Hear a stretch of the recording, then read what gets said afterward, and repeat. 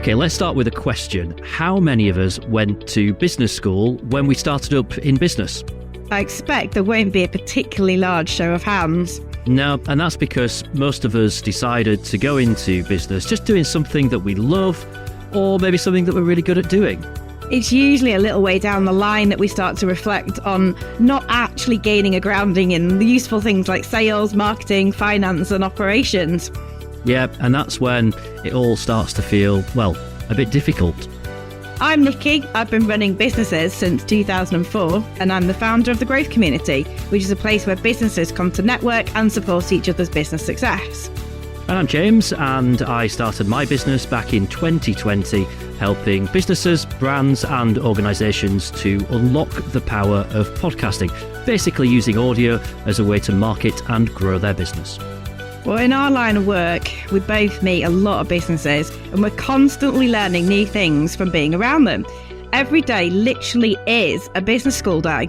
So we thought, why not grab some of this good stuff and turn it into a podcast? So please take your seats. Class is about to start. Nikki, you know we always start these podcast episodes by saying, hello class, or something that's kind of school related.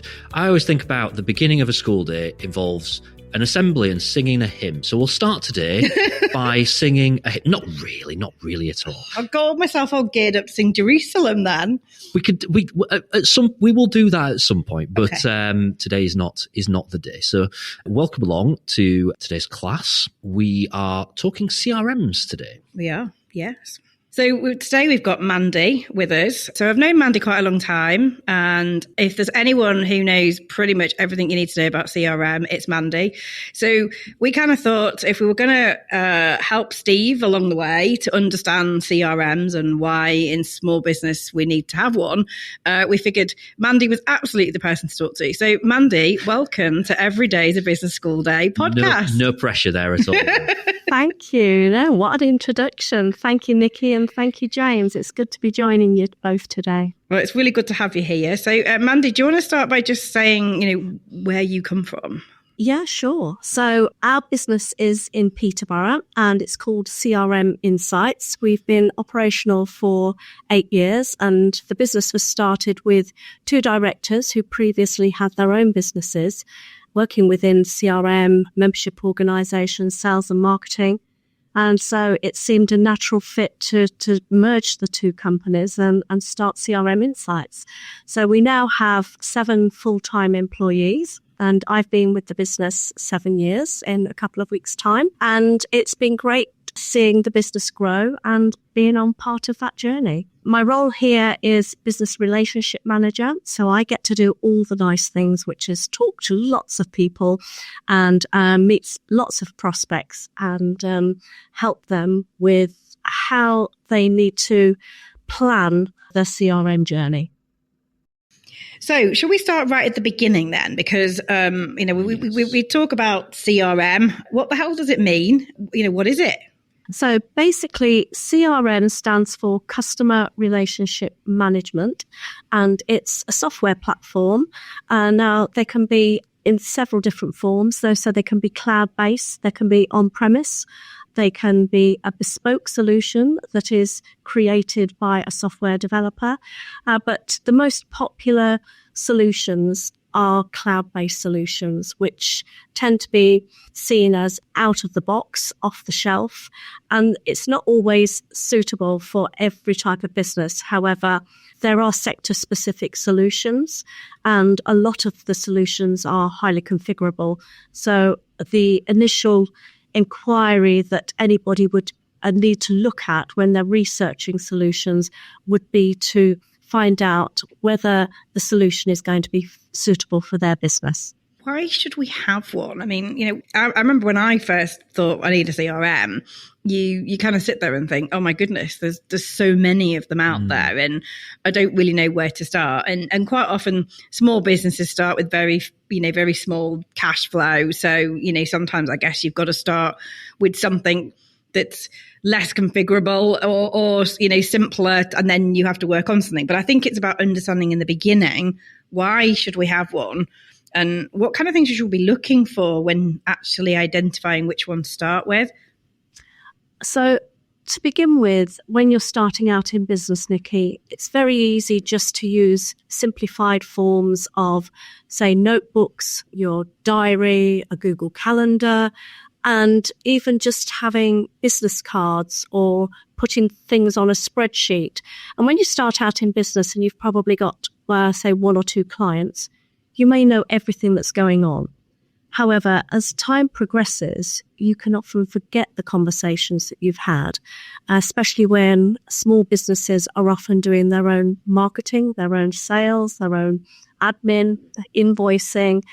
And so sometimes conversations can sort of fall by the wayside and you forget how you've had that conversation with a person. Now, what a CRM does do is hold all that information. Obviously, you have to input that information, but it starts you off with containing all the data.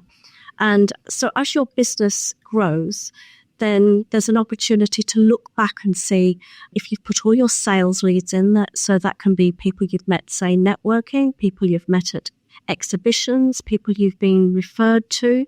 So you start to build up a database of connections and contacts.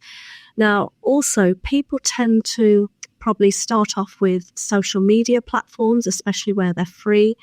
Now, if they were to lose their information on that platform and all their connections, they would have nowhere else to pick it up if they didn't hold it in some form of database.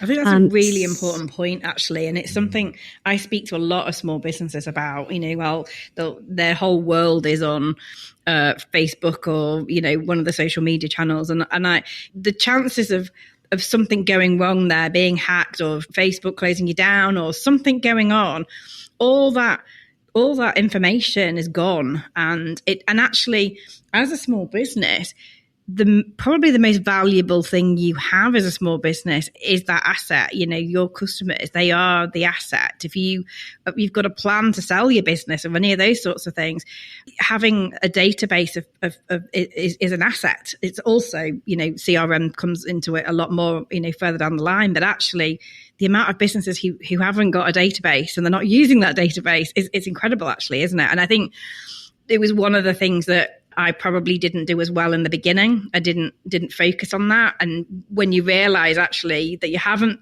been doing that regularly, you've kind of missed a really important marketing opportunity, really, haven't you? It's massive.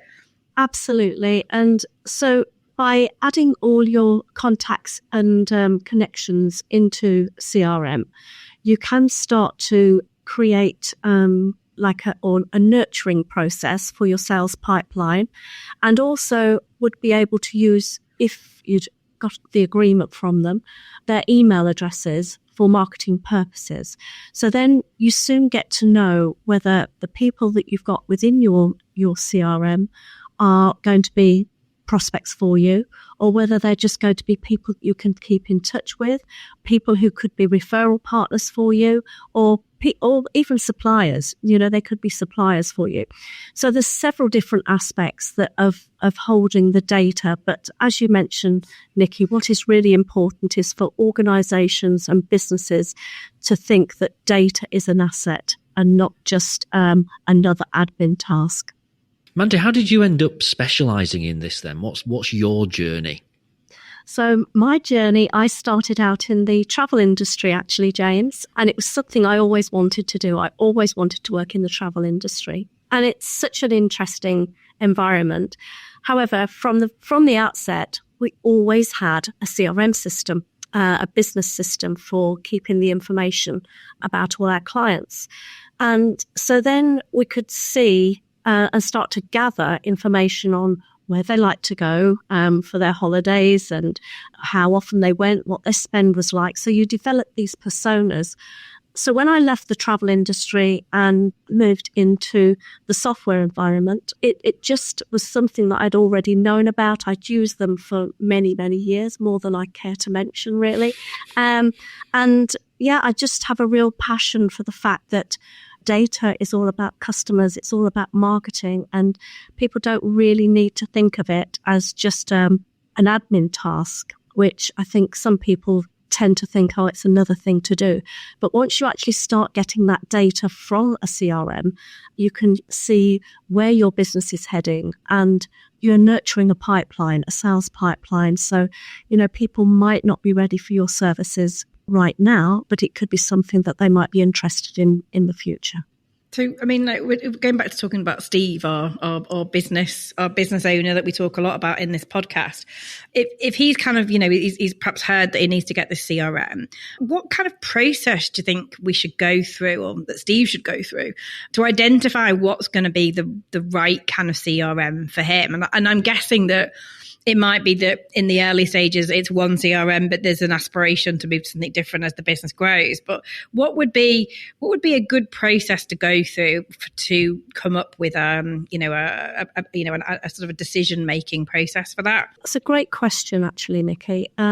So if Steve's in the process of looking and researching solutions, then what tends to happen, a lot of people will go to their own network and start asking, have you used a solution and what works for you? In the marketplace, there are actually over 11,000 solutions. So It's very, very confusing. Didn't know there was that many. Very, very confusing. So the best thing to do would be to start asking your own network, and then start inquiring with, say, people who've been recommended to them. And there's often the opportunity to download a free trial. Now, that can be very confusing, because what happens in most cases, the free trial will be the all singing, all dancing solution. So you start using it and thinking, yeah, that's really going to work for me. Or, no, there's far too much information in there, I don't know how to use it. So you don't necessarily get what is right for the business at that point in time. Are there considerations that are quite important? Because, maybe at the beginning, this is just going to be a glorified database. It's a place where you put some information in on customers, and you do that basic customer relationship management side of things. But actually, CRMs do way more than that, don't they? They support so many different aspects. So I guess that's something that, depending on what business you do, you've got to kind of think about what else you need the CRM to do, and how it kind of joins up with other systems, I suppose. Is that something that's important in the beginning or not? I suppose it depends how big you are when you're starting, really, on a new CRM journey. If you're at the startup stage, then quite rightly, Nikki, you just need that as a database. Even when we work with some companies, they just start out small with CRM for sales, because customer relationship management really covers three different areas, which is marketing, sales, and the customer service element. However, most organizations need CRM for sales, because sales and data are the lifeblood of any business. Yeah. And once you start getting sales, you can start to get some data on what people are buying, and that's when you can start marketing to them. So although marketing would normally come at the beginning of a CRM journey, most companies do start with CRM for sales, and then once they have some data, start looking at the marketing element afterwards. I've been trying to think of questions that I think people might have. And so I think I know the answer to this. Is there a size of business that a CRM is right for and wrong for? So is there a business that's too small? Thinking about people who are, one person band, kind of sole traders, perhaps, I don't know, electrician, mechanic, something like that. Are there businesses that are too big that a CRM would work for them, or is it scalable at any size? Well, that's a great question as well, James. So businesses can start off with one user. And I would really suggest that if you're starting business, just get all your data in one place, so that you're not looking at different spreadsheets, you're not looking at different notebooks, diaries, Outlook tasks, so that you have all your information in one place. So from one user upwards, yes, there's really no limit to the amount of contacts that can go into CRM solutions, but obviously there are different scales. Some solutions are scalable and some are best suited to the small business user or an SME product. There are various different ones in the market. So startups, SMEs, and with what we call enterprise level solutions. So yes, there's systems for all sizes of business. What about, it's quite a specific question, but migrating between them? So if someone kind of, I guess at some point, you research in the market, you said 11,000 different systems.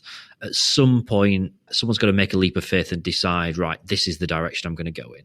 And hopefully that's the correct direction, but it could be that it isn't, or it could be that as time goes by, they realize that maybe there's a different solution that's going to work better for them.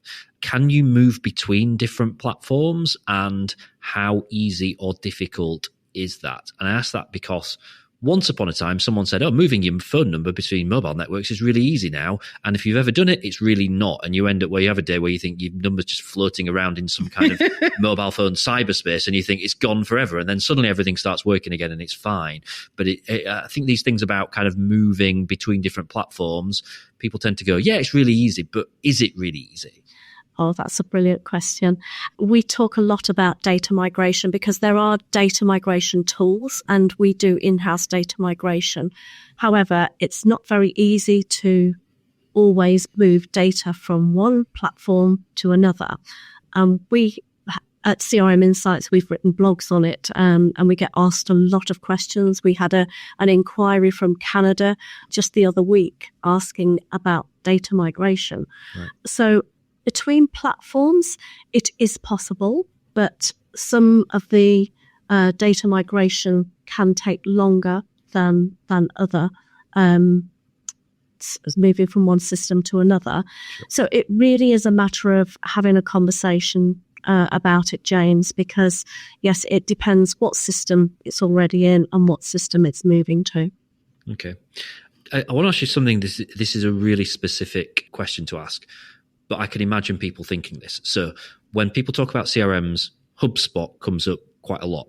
And I've used HubSpot and found it incredibly convoluted, quite complicated. I couldn't get my head around it. I didn't get on with it. Other people really do.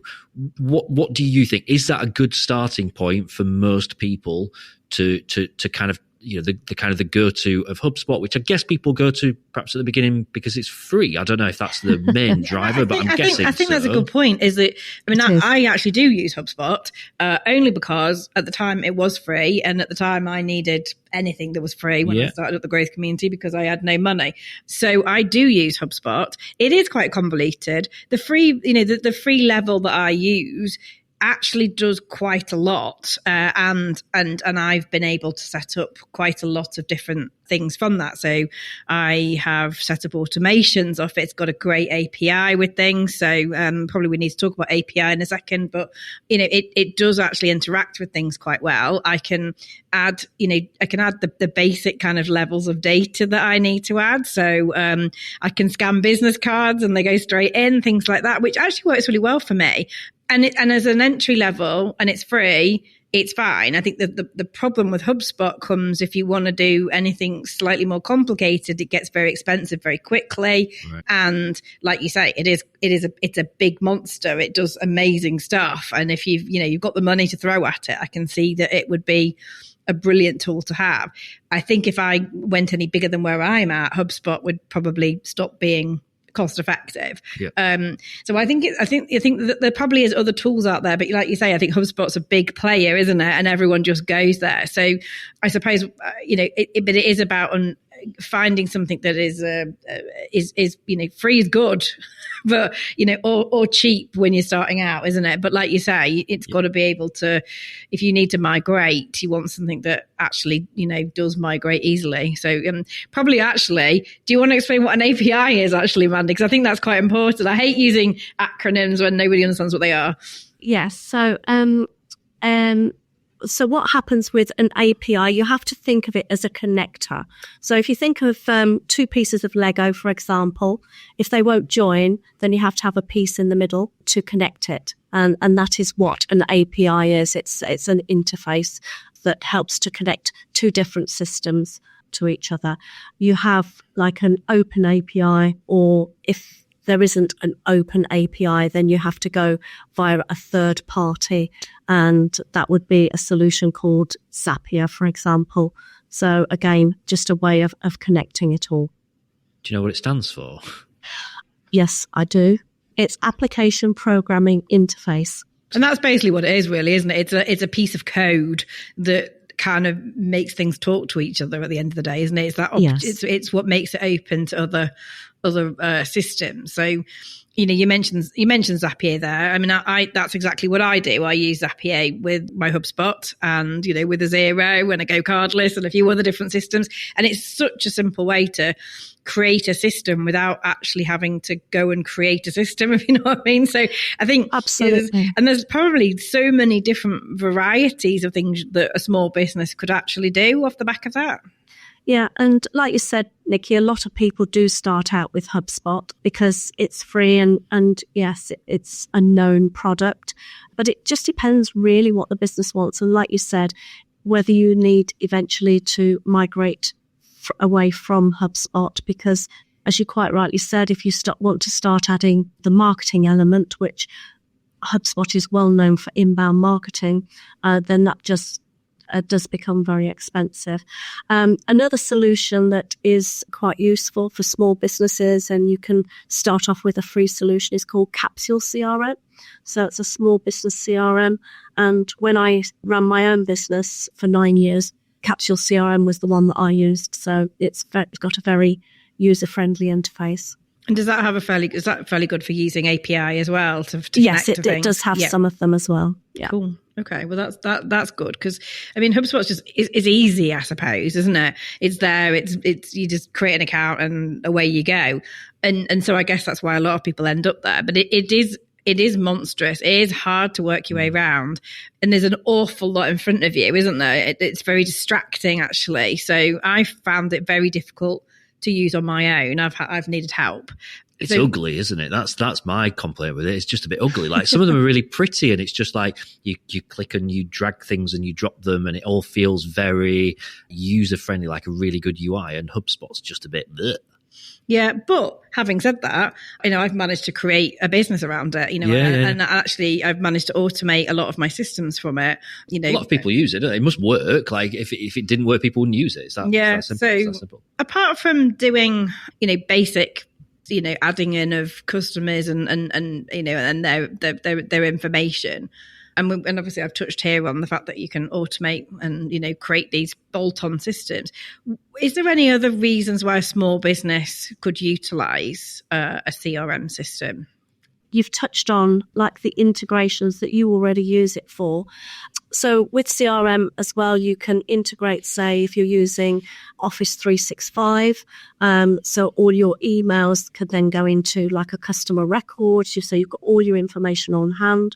Xero, if you're going to be invoicing and then you want to see where your payments are. Go Cardless, which is another solution if people are wanting to book events or something online. So all these integrations can help people get good visibility of what's happening across the business rather than having to, say, log into one system to find out some information, then log into another system to find out the information. And before you know it, you've got another hour gone. So the idea with CRM is to simplify the whole of the business process so that you get access and visibility to transactions and customer history.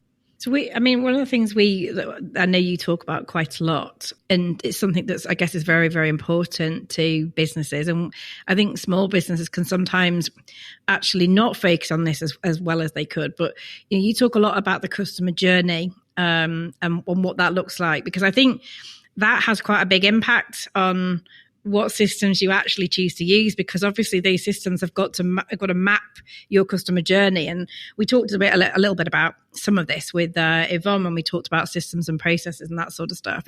There's no point putting a system in place until you have properly nailed down what happens and, what bits you need, so there's no point adding systems to a process that's not properly thought out, because actually I think small businesses end up in that very, very quickly.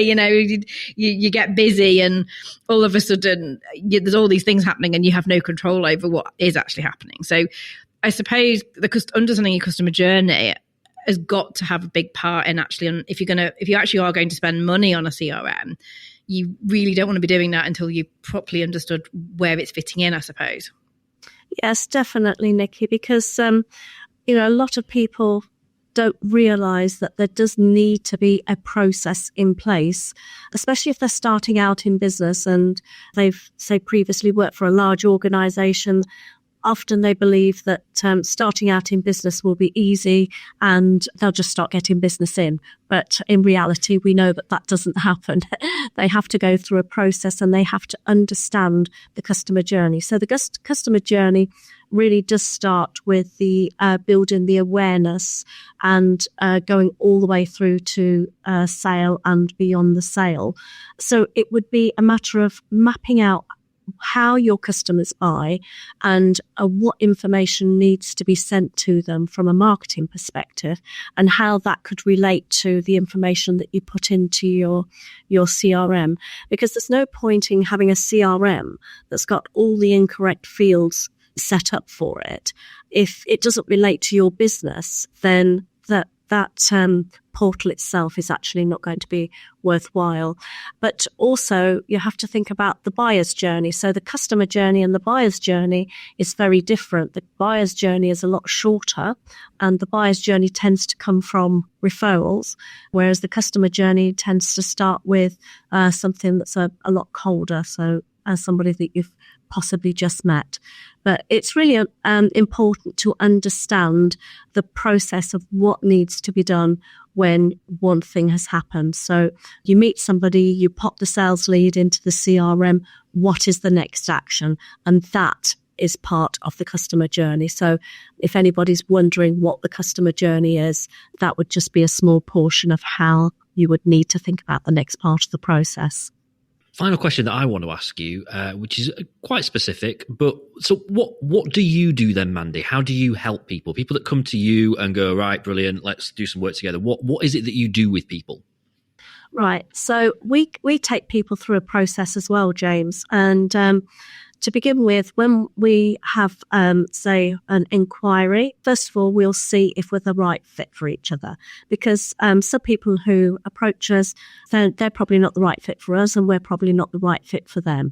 So it's all about the honesty and the integrity and making sure that we will guide them in the right direction if we're not the right fit. If we are the right fit, then we'll ascertain certain criteria, and then they will move into the sales process. So at that point, once I've qualified that lead in or out, the next stage will be for me to do a handover to sales. So they then go through the sales process of wanting to, say, view a demo. And if at that point they're still not sure what they want to do, then they go into the nurturing process until they possibly are ready. However, if they are ready to buy at that point, then we take them through to what is called an Insights workshop. And the Insights workshop is where we take users or champions within an organisation who are going to work within are using the CRM, and we have a workshop for them where they explain to us what they need to do for them to effectively carry out their role. We take that information away, we map it all out, deliver it back to them in a report, and we're able to say how much that project would cost and how it would be phased and how long it would take, and then we deliver the training and everything once the project has been delivered. So do you recommend an actual system, or do you have a couple of systems that you particularly work with? And I'm guessing that must touch a lot of different people in certain organisations. So there's a lot of people who need to be part of that process and be trained in it as well. Yes, Nikki, we do. We focus very much on two products, actually. So one for the mid-market, the SME market, which is highly configurable and highly scalable. It's a UK-based company with UK-based data centres. And the reason we say that is it's really important for certain businesses and industries to hold their data within the UK. And that product is called Workbox CRM, and we're a full implementation partner. There's only 2 of us in the UK. And the other one is Microsoft Dynamics, which is an enterprise level solution. What we tend to do with Microsoft Dynamics more than anything is help organizations who already have it implemented, and we help them with their adoption issues because, as you mentioned earlier, it's quite difficult to understand all the workings of a particular CRM. And we find that there are quite a lot of organizations who do need support with Microsoft Dynamics. So we help them pick up and adopt it in a better way where their business has changed if they've had another implementation partner. We always like to ask our guests to set some homework, because obviously this is school and we're all wanting to learn something new.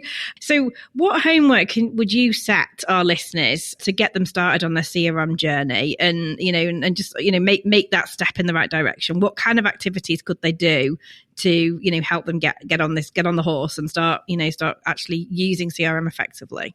So if they're at the very early stages, Nikki, then I would probably suggest if they're using a spreadsheet, just look at how much information they've got on the spreadsheet and see if they, for example, took out a free trial, and we mentioned Capsule CRM earlier, just to see how easy it is for them to put that information into a CRM and just to get started. Because as the business grows or as they get more sales leads or connections, then it's going to be harder and harder to put a volume of data into a CRM.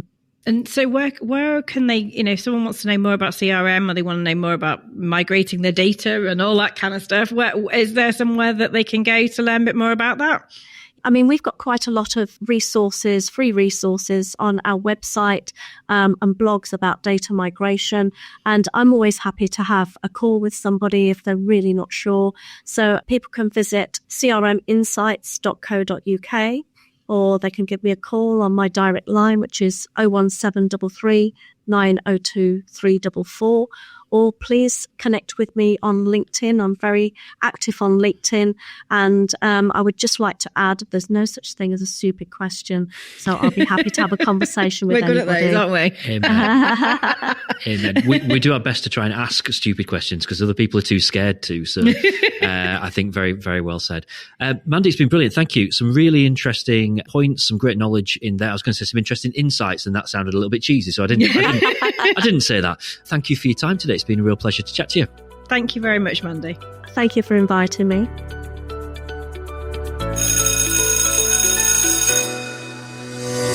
Well, thank you for your attendance today. I hope you've learned something new. Every day is a business school day after all. If you'd like to contact us or perhaps put yourself forward as a future guest, find either Nikki or myself on LinkedIn, or you can drop us a line using the links in the show notes. Right, school is out. Please wait for the bell before you leave.